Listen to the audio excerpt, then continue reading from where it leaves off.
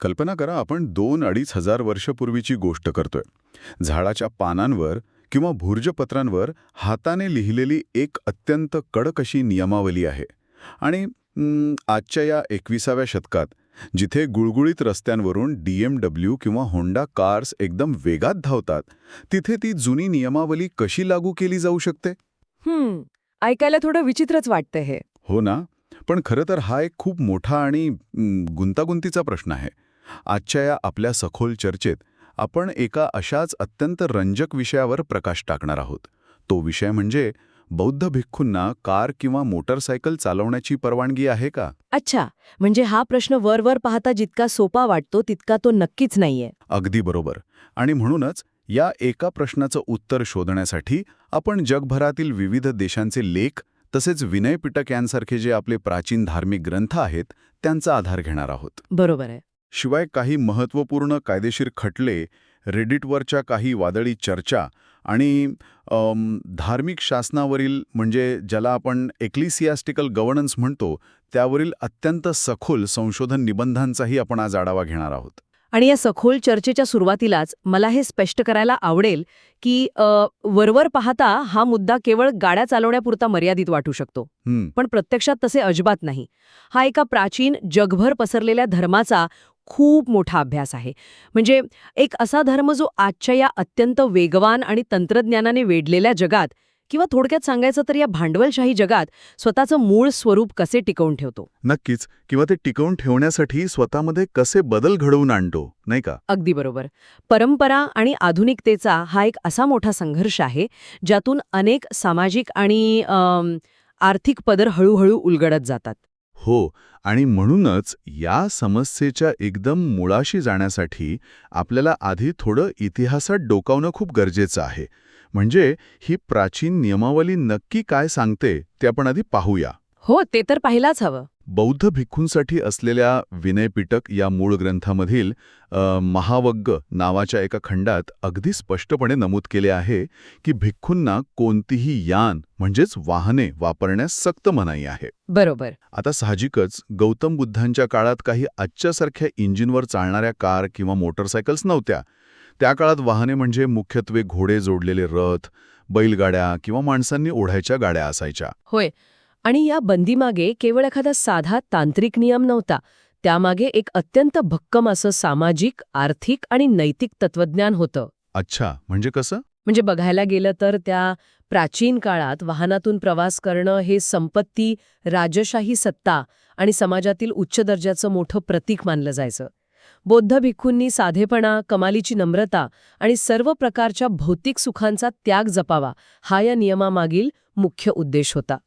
बरोबर आहे. जर भिक्खू रथातून थाटामाटात फिरू लागले असते तर त्यांच्यात आणि तत्कालीन जे सत्ताधारी होते त्यांच्यात फरक तो काय राहिला असता. अगदीच. शिवाय यामागे अहिंसेचाही एक खूप मोठा आणि अत्यंत महत्वाचा कोन होता, नाही का? नक्कीच. किंबहुना मी तर म्हणेन तोच सर्वात कळीचा मुद्दा होता. त्या काळी वाहने ओढण्यासाठी घोडे, बैल किंवा अगदी माणसांचा म्हणजे गुलामांचा वापर केला जायचा. बरोबर. हो, गुलामांचा वापर दुसऱ्या जीवाचे श्रम वापरून किंवा थोडक्यात त्यांचा छळ करून स्वतःसाठी सुख मिळवणं हे बौद्ध धर्माच्या अहिंसेच्या आणि करुणेच्या तत्वाच्या पूर्णपणे विरुद्धात जाणारं होतं. त्यामुळे स्वतःच्या शरीराला कष्ट देऊन पायी चालणे हेच सर्वोच्च आणि योग्य मानले गेले. पण आपल्या स्रोतांमध्ये असंही नमूद केलंय की या नियमाला एक छोटासा वैद्यकीय अपवाद होता. हो, होता ना. जर एखादा भिक्खू खूप आजारी असेल किंवा तो खूप अशक्त असेल तर त्याला हाताने ओढायची छोटी गाडी किंवा पालखी वापरण्याची परवानगी दिलेली होती. पण तो केवळ एक अपवाद होता, मुख्य नियम नाही. बरोबर. 5व्या शतकातील महान आणि अत्यंत प्रभावशाली बौद्ध अभ्यासक जे होते बुद्धघोष, त्यांनी तर त्यांच्या विवेचनात असं स्पष्ट लिहून ठेवलंय की भिक्खूंचे एकमेव वाहन म्हणजे त्यांचे पायथाण किंवा ज्याला आपण सँडल्स म्हणतो ते आहेत. त्यांनी फक्त चालतच प्रवास केला पाहिजे असं त्यांचं म्हणणं होतं. हे सगळं प्राचीन काळात अगदी योग्य आणि तर्कसंगत वाटतं. बरोबर. पण आपण जरा विचार करूया, आधुनिक युगात जेव्हा खरंच इंजिनचा शोध लागला तेव्हा या नियमांचं नक्की काय झालं असेल. बापरे, हा तर खूप मोठा प्रश्न आहे. म्हणजे हे अगदी तसंच आहे जसं एखाद्या देशाच्या शेकडो वर्षांपूर्वीच्या संविधानाचे नियम आजच्या इंटरनेट आणि सोशल मीडियाला जसेच्या तसे लागू करण्याचा आपण प्रयत्न करतोय. अगदी तसंच. जुन्या नियमांना नव्या तंत्रज्ञानाच्या या चौकटीत बसवताना किती प्रचंड गोंधळ उडाला असेल याची आपण फक्त कल्पनाच करू शकतो. हा गोंधळ खरोखरच उडाला होता आणि म्हणूनच या समस्येवर तोडगा काढण्यासाठी एक ऐतिहासिक पाऊल उचललं गेलं. 1954 ते 1956 या काळात म्यानमारमध्ये एक अत्यंत महत्वाची घटना घडली. कोणती घटना? 6वी बौद्ध परिषद ज्याला म्हणतात ती भरली होती. या परिषदेत जगभरातील अत्यंत विद्वान आणि ज्येष्ठ भिक्खू एकत्र आले होते. आता यातली गंमत बघ, हे सगळे भिक्खू तिथे म्यानमारला पोहोचण्यासाठी चक्क विमानाने आणि मोटारगाड्यांनी प्रवास करून आले होते. अरे वा, म्हणजे ते स्वतः वाहनांचा वापर करून तिथे पोहोचले होते. हो तर. त्यामुळे त्यांच्यासमोर हा एक मोठा नैतिक आणि तांत्रिक प्रश्नच उभा होता की आधुनिक वाहनांना विनयपिटकानुसार यान मानायचे की नाही. आणि यावर त्यांनी जो मार्ग काढला ना, तो वाचून मला एखाद्या उत्कृष्ट वकिलाच्या युक्तिवादासारखंच वाटलं. हो ना. त्यांनी काय केलं? त्यांनी चक्क आधुनिक मोटार वाहनांना लँडशिप्स म्हणजेच जमिनीवरील जहाजे असं नाव देऊन टाकलं. म्हणजे त्यांनी चक्क कारला एका बोटीचा दर्जा दिला. खरंच यामागील त्यांची ती बौद्धिक कसरत समजून घेण्यासारखीच आहे. कारण विनयपिटकनुसार प्राचीन काळातही भिक्खूंना नदी पार करण्यासाठी बोटीने प्रवास करण्यास परवानगी होतीच. अच्छा, म्हणजे बोटीला परवानगी होती तर? हो, कारण बोट चालवण्यात किंवा ती वल्लवण्यात कोणत्याही प्राण्याचा थेट छळ होत नव्हता. तिला ओढण्यासाठी बैल किंवा घोडे काही लागत नव्हते. बरोबर. मग या परिषदेने अत्यंत बारकाईने असा युक्तिवाद केला की आजच्या या आधुनिक कार, ट्रेन किंवा विमाने ही निर्जीव इंजिनवर चालतात. ती ओढण्यासाठी कोणत्याही प्राण्यांचा वापर होत नाही. त्यामुळे प्राण्यांच्या छळाचा तो मूळ प्रश्नच उद्भवत नाही, असं त्यांचं म्हणणं होतं. अगदी बरोबर. म्हणून लँडशिप्समधून प्रवास करायला काहीच हरकत नाही, असा निष्कर्ष त्यांनी काढला. पण इथेच एक अत्यंत मोठी मेख दडलेली आहे बरं का. या परिषदेने जी परवानगी दिली ती केवळ एका प्रवासी म्हणून प्रवास करण्याची होती. अच्छा. म्हणजे तुम्ही पॅसेंजर म्हणून बसू शकता, पण चालक किंवा ड्रायव्हर म्हणून गाडी चालवण्याची परवानगी त्यांनी दिली नाही. हो, आणि या एका अत्यंत बारीक फरकावरूनच आजचा हा सर्व वाद आणि जगभरातील जे वेगवेगळे दृष्टिकोन आपण बघतोय ते निर्माण झाले आहेत. एका बाजूला आशिया खंडातील काही देश या जुन्या नियमांना आजही अत्यंत कठोरपणे आणि अगदी शब्दशः चिकटून आहेत. म्हणजे ते एका प्रकारे आधुनिकतेचा प्रतिरोध करत आहेत. म्हणजे उदाहरणादाखल सांगायचं तर आपण थायलंडकडे पाहूया. हो, थायलंडचं उदाहरण खूप उत्तम आहे. थायलंडमध्ये भिक्खूंना स्वतः गाडी चालवण्यास आजही सक्त मनाई आहे. 2021 मध्येच तिथल्या सर्वोच्च संघ परिषदेने, ज्याला ते महाथेरा समाखोम म्हणतात, त्यांनी ठराव 25/22/64 अधिकृतपणे संमत केला आहे.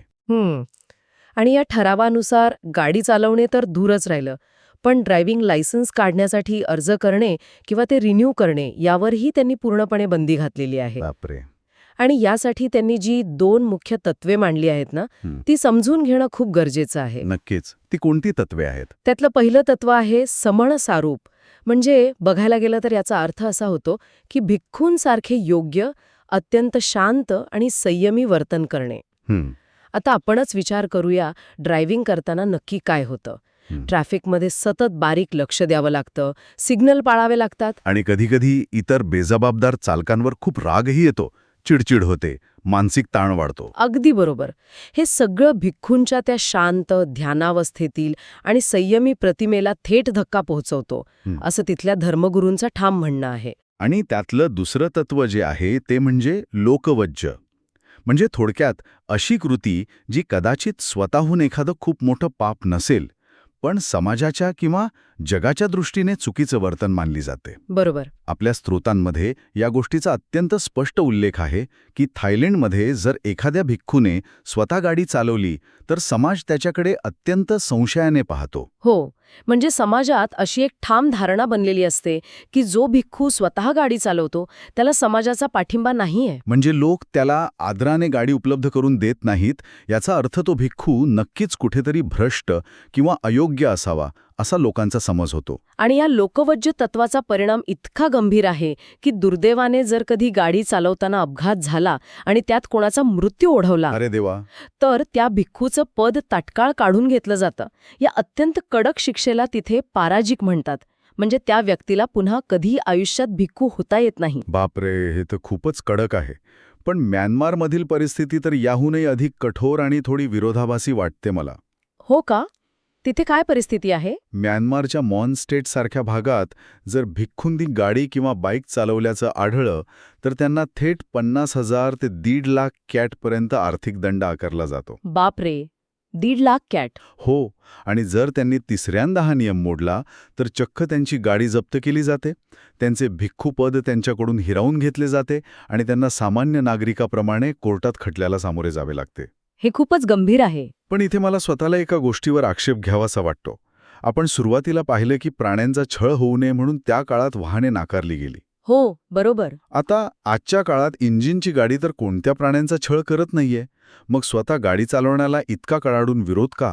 म्हणजे खरोखरच ही केवळ भिक्खूंच्या प्रतिमेची काळजी आहे की यामागे काही आर्थिक गणित दडलेलं आहे? हा, खूपच अचूक आणि भेदक मुद्दा मांडलास तू.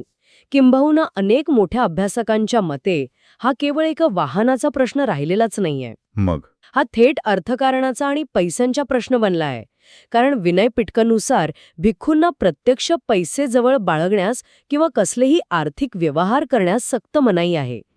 आता जर एखादा भिक्खू स्वतः गाडी चालवत असेल तर साहजिकच तो पेट्रोल पंपावर जाणार पेट्रोल भरायला. बरोबर. मग तो मेकॅनिकला पैसे देणार, गाडीच्या इन्शुरन्सचे हफ्ते भरणार. अगदी. म्हणजे तो नकळतपणे पैशांच्या आणि अत्यंत गुंतागुंतीच्या अशा आर्थिक व्यवहारांच्या जाळ्यात ओढला जातोय. आणि ही गोष्ट त्यांच्या मूळ त्याग आणि साधेपणाच्या तत्वांच्या पूर्णपणे विरोधात जाणारी आहे. पण मग म्यानमारच्या संदर्भात आपण जे वाचलं त्यात रेडिटवरील काही चर्चा आणि इतर बातम्यांचे जे स्रोत आहेत ते आपल्याला एक खूप मोठा विरोधाभास दाखवतात. कोणता विरोधाभास? यांगूनसारख्या मोठ्या शहरांचे उच्चपदस्थ भिक्खू आहेत ते चक्क अत्यंत महागड्या मर्सिडीज किंवा BMW मध्ये फिरताना दिसतात. अरे वा. आता जर साधेपणा हेच मुख्य तत्व आहे तर या महागड्या गाड्या त्यांच्याकडे कुठून येतात? हाच तो सामाजिक आणि आर्थिक विरोधाभास आहे जो अनेक सामान्य भिक्खूंना खूप खटकतो. होतं काय की जे श्रीमंत देणगीदार, मोठे व्यावसायिक किंवा राजकारणी लोक असतात ते या महागड्या गाड्या मोठ्या मंदिरांना आणि उच्चपदस्थ भिक्खूंना दान म्हणून देतात. अच्छा, म्हणजे दान म्हणून गाड्या दिल्या जातात? हो, पण हे दान म्हणजे भक्ती कमी आणि त्या देणगीदाराच्या स्वतःच्या श्रीमंतीचे आणि समाजातल्या त्याच्या प्रतिष्ठेचे प्रदर्शन जास्त असते. दिखावा जास्त असतो. आणि आता हे जे उच्चपदस्थ भिक्खू आहेत ते स्वतः कुठे गाडी चालवतात? त्यांच्यासाठी कायम एक खासगी ड्रायव्हर उपलब्ध असतो. त्यामुळे तांत्रिकदृष्ट्या ते विनय पिटकचे कोणतेही नियम मोडत नाहीत. ते केवळ प्रवासीच राहतात. यामुळे समाजात आणि स्वतः भिक्खूंच्या त्या व्यवस्थेत एक प्रकारची खूप मोठी दरी निर्माण होते ना? नक्कीच होते. जे भिक्खू खेड्यापाड्यात राहतात, ज्यांना खरंच दुर्गम भागात शिकवण्यासाठी किंवा पोहोचण्यासाठी प्रवासाची आणि गाडीची अत्यंत गरज आहे, त्यांच्याकडे ड्रायव्हर ठेवायला थोडेच पैसे असतात. बरोबर आहे. मग ते स्वतःची गाडी स्वतः चालवतात आणि त्यांना दंड होतो. आणि जे उच्चपदस्थ आहेत ते महागड्या गाड्यांतून आरामात फिरतात आणि स्वतःला नियमांचे पालन करते म्हणवतात. हे कसं चालेल? अगदी बरोबर. आणि जेव्हा असा संस्थात्मक अन्याय उघडपणे दिसू लागतो तेव्हा त्याविरुद्ध कुठे ना कुठे बंड होणार हे तर नक्कीच असतं. इथेच आपण एका प्रतिरोधाकडून अनुकूलनकडे म्हणजे अडॅप्टेशनकडे वळतो. जुन्या नियमांना थेट आव्हान देण्याची ही जी प्रक्रिया आहे ती आपल्याला श्रीलंका आणि भारतासारख्या देशांत पाहायला मिळते. हो, श्रीलंकेत तर हा प्रश्न चक्क सर्वोच्च न्यायालयापर्यंत जाऊन पोचला होता. होय, 2004 मधील तो खटला खरोखरच ऐतिहासिक होता. पान्स्थेरो या एका उच्च शिक्षित आणि विद्यापीठात शिकवणाऱ्या भिक्खूने स्वतःसाठी ड्रायव्हिंग लायसन्स मिळवण्यासाठी चक्क सरकार आणि तिथल्या धार्मिक प्रशासनाविरुद्ध याचिका दाखल केली होती. आणि त्यांचा तो युक्तिवाद किती व्यावहारिक आणि वास्तवाला धरून होता हे पाहण्यासारखं आहे. ते एका दूरच्या आणि दुर्गम भागात शिक्षक म्हणून काम करत होते. त्यांचा पगार एवढा नक्कीच नव्हता की ते स्वतःसाठी पूर्णवेळ ड्रायव्हर ठेवू शकतील आणि तिथे सार्वजनिक वाहतूक व्यवस्थाही वेळेवर उपलब्ध नसायची. मग त्यांनी काय केलं? त्यामुळे वेळेवर पोहोचून आपलं काम करण्यासाठी त्यांना स्वतः गाडी चालवणं अत्यंत आवश्यक होतं. म्हणजे हा निव्वळ त्यांच्या गरजेचा प्रश्न होता, कसल्याही ऐशोआरामाचा नाही. पण तत्कालीन धार्मिक प्रशासनाने याला कडाडून विरोध केला. आपल्या स्रोतांमध्ये थेरवादी भिक्खू कथिकावत बिल नावाच्या एका कायद्याचा अत्यंत महत्त्वाचा उल्लेख आहे बघ. हो, मी वाचलं ते. या प्रशासनेने हा कायदा आणून भिक्खूंना ड्रायव्हिंग लायसन्स काढण्यास कायमची बंदी घालण्याचा मोठा प्रयत्न केला होता. पण या कथिकावत बिल मागचं खरं कारण आपण समजून घेणं गरजेचं आहे. हा कायदा केवळ गाड्या चालवण्यापुरता मर्यादित नव्हता. मग अजून काय होतं त्यात? श्रीलंकेतील जे मुख्य धार्मिक अधिकारी आहेत, ज्यांना महानंद किंवा उच्च धर्मगुरू म्हटलं जातं, त्यांना तळागाळातील सामान्य भिक्खूंवर आपले पूर्ण नियंत्रण ठेवायचे होते. अच्छा, म्हणजे हा सत्तेचा खेळ होता. अगदी. जर सामान्य भिक्खूंना स्वतंत्रपणे प्रवास करण्याचे, गाडी चालवण्याचे आणि आधुनिक जगाशी थेट जोडले जाण्याचं स्वातंत्र्य मिळालं, तर ते उद्या जुन्या धार्मिक सत्तेला जुमानणार नाहीत, अशी त्यांना कुठेतरी मोठी भीती होती.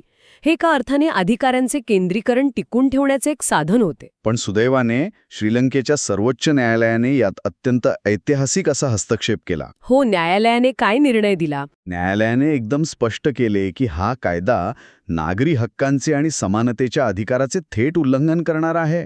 भिक्खू असले तरी ते या देशाचे नागरिक आहेत ना. बरोबर आहे. आणि देशाच्या संविधानानुसार त्यांना लायसन्स मिळवण्याचा आणि प्रवास करण्याचा मूलभूत अधिकार आहेच. म्हणजे हा केवळ धार्मिक नियम विरुद्ध कायदेशीर अधिकार असा लढा नव्हता, तर हा उच्चपदस्थ भिक्खू विरुद्ध सामान्य भिक्खू यांच्यातील एक प्रकारचा वर्गसंघर्ष होता, ज्यात आधुनिक कायद्याने शेवटी सामान्य भिक्खूला न्याय दिला. हे खूपच प्रेरणादायी आहे. आता आपण या संघर्षाचे दुसरे अधिक क्रांतिकारी रूप भारतात पाहू शकतो. हो, भारतातली परिस्थिती तर खूपच वेगळी आहे. Doctor B.R. आंबेडकरांनी सुरू केलेल्या नवयान बौद्ध धर्मात या प्रश्नाकडे बघण्याचा दृष्टिकोनच पूर्णपणे बदलून जातो. नवयान बौद्ध धर्म हा पारंपरिक थेरवादी बौद्ध धर्माच्या जुन्या चौकटीपेक्षा खूप वेगळा आहे. इथे गरिबीचे, निष्क्रिय त्यागाचे किंवा स्वतःला जाणीवपूर्वक समाजापासून दूर ठेवण्याचे कोणतेही उदात्तीकरण केले जात नाही. खरंय. आणि या नवयान परंपरेत भिक्खूंनी गाडी चालवणे ही केवळ एका ठिकाणाहून दुसऱ्या ठिकाणी जाण्याचं साधन उरत नाही. मग ते काय बनतं? ते थेट प्रगतीचे, समानतेचे आणि स्वातंत्र्याचे एक अत्यंत शक्तिशाली प्रतीक बनते. आपण विचार करूया, ज्या वंचित समाजाला एकेकाळी रस्त्यावरून चालण्याचाही साधा अधिकार नव्हता, ज्यांना खूप अमानुष वागणूक दिली गेली, होय, त्याच समाजातील एका भिक्खूने आज स्वतःची गाडी अभिमानाने चालवणे हा मानवी प्रतिष्ठेचा किती मोठा हुंकार आहे. इथे गाडी चालवणे हे ऐशोरामाचे किंवा पैशांच्या मोहाचं लक्षण नाहीये. अगदी बरोबर. तर ते सामाजिक न्यायाचे आणि जुन्या व्यवस्थेला दिलेल्या आवाहनाचे एक अत्यंत प्रभावी साधन बनले आहे. पण इथे एक प्रतिवाद म्हणून पारंपरिक विचारवंतांची बाजूही आपण मांडायला हवी. त्यांचं काय म्हणणे आहे? काही पारंपरिक अभ्यासक असा युक्तिवाद करतात की सामाजिक न्यायाचा हेतू कितीही उदात्त असला तरी स्वतःचे वाहन बाळगणे, त्याच्या कर्जाचे हप्ते भरणे आणि भौतिक वस्तूंच्या मालकीच्या या एका रॅट रेसमध्ये अडकणे, हो, ती शर्यत असतेच. यामुळे भिक्खू त्यांची मूळ जी आध्यात्मिक अलिप्तता आहे ती गमावत आहेत. जर भिक्खूही उद्या सामान्यांसारखेच भौतिक प्रश्नांत अडकले तर त्यांचं असं वेगळेपण काय उरले, असं त्यांचं म्हणणं आहे. हाच तर तो खरा ताण आहे. म्हणजे भिक्खूंचे अंतिम ध्येय नक्की काय असावे? बरोबर. समाजात राहून आधुनिक साधनांचा वापर करून समाजाला दिशा देणे की स्वतःला सर्व भौतिक बंधनांतून मुक्त करून पूर्णपणे अलिप्त राहणे? हा प्रश्न आपल्याला अशा एका देशाकडे घेऊन जातो जिथे गाडी चालवणे हे भिक्खूंच्या जीवनाचा केवळ भागच नाहीये, अच्छा, तर त्यांच्या व्यवसायाचा अत्यंत अविभाज्य घटक बनले आहे. आपण आता जपानबद्दल बोलतोय. अरे वा, जपान. जपानचं उदाहरण हे धार्मिक एकात्मीकरणाचे सर्वात अचूक आणि उत्कृष्ट उदाहरण आहे असं मला वाटतं. होय, पण ते कसं? जपानमध्ये बौद्ध धर्माचा इतिहास समजून घेतल्याशिवाय हे आपल्याला कळणार नाही. 19व्या शतकाच्या उत्तरार्धात जपानमध्ये मेजी काळातील सुधारणा झाल्या. सरकारने बौद्ध धर्माची जी राजकीय ताकद होती ती कमी करण्यासाठी आणि त्यांना सामान्य समाजाच्या पातळीवर आणण्यासाठी काही कठोर कायदे केले. यात भिक्खूंना लग्न करण्याची, कुटुंब वाढवण्याची आणि मांस खाण्याची कायदेशीर परवानगी दिली गेली. बापरे, म्हणजे पूर्णपणे पारंपरिक नियमांना छेद. आणि यामुळेच तिथे बौद्ध मंदिरांचं स्वरूप पूर्णपणे बदलून गेले. अगदीच. मंदिरेही एका पिढीकडून दुसऱ्या पिढीकडे चालवली जाणारी, थोडक्यात कौटुंबिक व्यवसायासारखी केंद्रे बनली. होय. आपल्या स्रोतांमध्ये ताकुया ओनो या भिक्खूचं अत्यंत रंजक उदाहरण दिलेले आहे. ते एक हाऊस हजबंड म्हणून आपल्या 3 मुलांचा अत्यंत प्रेमाने सांभाळ करतात. अरे वा. ते त्यांना शाळेत सोडतात आणि सोबतच पारंपरिक मंदिराचं कामही उत्तमरित्या पाहतात. व्यावसायिक आणि कौटुंबिक रचनेमुळेच जपानमध्ये भिक्खूंना गाडी चालवणे अत्यंत अनिवार्य बनले आहे बघ. हो ना. त्यांना धार्मिक विधी करण्यासाठी, अंत्यसंस्कारासाठी लोकांच्या घरी स्वतः जावे लागते आणि तिथे एखादी चांगली, प्रशस्त आणि महागडी गाडी असणे हे त्या भिक्खूच्या किंवा त्या मंदिराच्या यशाचे, स्थिरतेचे आणि विश्वासार्हतेचे मोठे लक्षण मानले जाते. म्हणजे थायलंडच्या अगदी उलट परिस्थिती. हो, कारण लोक तुमचा तेव्हाच आदर करतात जेव्हा तुम्ही यशस्वी दिसता. हा जो आधुनिक भांडवलशाहीचा नियम आहे तो तिथे चक्क मंदिरांनाही लागू झाला आहे. हे खरंच थायलंडच्या परिस्थितीच्या अगदी उलट आहे. थायलंडमध्ये गाडी चालवल्याने भिक्खूंचा ब्रँड खराब होतो, तर जपानमध्ये चक्क महागडी गाडी चालवल्याने त्यांचा ब्रँड अधिक मजबूत होतो. गमतीशीर आहे. आणि जपानमधील भिक्खू आधुनिकतेशी किती जोडले गेले आहेत याचे एक उत्तम उदाहरण आपल्याला 2019 मध्ये पाहायला मिळालं. काय झालं होतं 2019 मध्ये? एका भिक्खूला त्यांचे पारंपरिक जे लांबसं कपडे असतात म्हणजे किमोनो, ते घालून गाडी चालवल्याबद्दल पोलिसांनी चक्क दंड ठोठावला. अरे देवा, पण का? पोलिसांचे म्हणणे होते की त्या पारंपरिक कपड्यांमुळे पायांच्या हालचालींवर मर्यादा येतात आणि त्यामुळे सुरक्षितपणे गाडी चालवणे शक्य होत नाही. म्हणजे हा दंड एका अर्थाने आधुनिक कायद्याने त्यांच्या पारंपरिक ओळखीवर केलेला थेट हल्ला होता. होय, आणि यावर जपानमधील भिक्खूंनी जी प्रतिक्रिया दिली ना, ती खरोखरच अफाट होती. त्यांनी काय केलं? त्यांनी ट्विटरवर चक्क एक इंटरनेट मोहीम सुरू केली. #संग ई डे देखिरोमोन असा तो एक जपानी हॅशटॅग होता. ज्याचा अर्थ काय होतो? ज्याचा अर्थ होतो, मी भिक्खूंच्या कपड्यांत हे करू शकतो. आणि नुसता निषेध नोंदवून ते शांत थांबले नाहीत. अच्छा. नाहीत. खरंच ही घटना वरवर पाहता खूप मजेशीर वाटते, पण तिचं समाजशास्त्रीय महत्त्व खूप मोठं आहे बरं का. ते कसं? यातून हे स्पष्ट दिसून येतं की जपानमधील भिक्खू आपली पारंपरिक ओळख आणि त्यांचे कपडे याबद्दल अत्यंत संवेदनशील आहेत. आणि त्याचवेळी ते आधुनिक जीवनशैली आणि इंटरनेटसारख्या तंत्रज्ञानाचा वापर करण्यातही तितकेच तरबेज आहेत. ते आधुनिकतेशी पूर्णपणे जोडले गेले आहेत, पण त्यांनी आपली मुळं अजिबात सोडलेली नाहीत. जुन्या परंपरेचे आणि नव्या जगाचं हे एक परिपूर्ण असं एकात्मीकरण आहे. नक्कीच. तर जर आपण आजच्या या संपूर्ण सखोल चर्चेचा एक व्यापक असा सारांश काढायचा ठरवला, तर हे अगदी स्पष्ट होतं की भिक्खूंनी गाडी चालवावी की नाही हा वाद केवळ वाहतुकीच्या नियमांपुरता अजिबात मर्यादित नाहीये. बरोबर. हा एक जुना, प्राचीन आणि अफाट विस्तार असलेला धर्म आजच्या आधुनिक जगात स्वतःला कसे टिकून ठेवतो याचा हा अत्यंत सखोल अभ्यास आहे. थायलंड आणि म्यानमारने जुन्या नियमांना घट्ट धरून ठेवले आहे. ते एका अर्थानं बदलणाऱ्या जगाचा प्रतिरोध करत आहेत. श्रीलंका आणि भारताने मानवी हक्क आणि सामाजिक गरजेनुसार त्यात मोठे बदल केले आहेत. म्हणजेच त्यांनी बदलत्या काळाचे अनुकूलन स्वीकारले आहे. तर जपानने आधुनिकतेशी पूर्णपणे हात मिळवणी करून एक नवी व्यवस्था निर्माण केली आहे.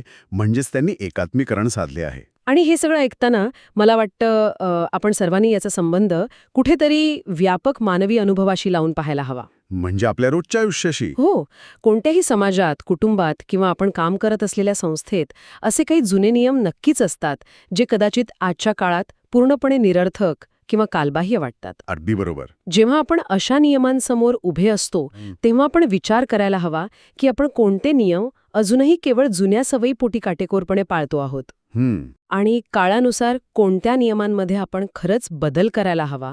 परंपरेचा मूळ आत्मा टिकवून आधुनिकतेचा स्वीकार कसा करता येईल हा प्रश्न प्रत्येक पिढीला असा नव्याने सोडवावाच लागतो. खरंच हा प्रत्येकाला अंतर्मुख करायला लावणारा मुद्दा आहे. पण या सगळ्या चर्चेच्या शेवटी माझ्या मनात एका अत्यंत नवीन आणि भविष्यातील तंत्रज्ञानाचा विचार येतोय. कोणता विचार? जो या सगळ्या वादाला एक वेगळेच वळण देऊ शकतो. आज आपण इंजिनवर चालणाऱ्या आणि माणसाला चालवायला लागणाऱ्या गाड्यांबद्दल बोललो, पण आपण जरा भविष्याचा विचार करूया.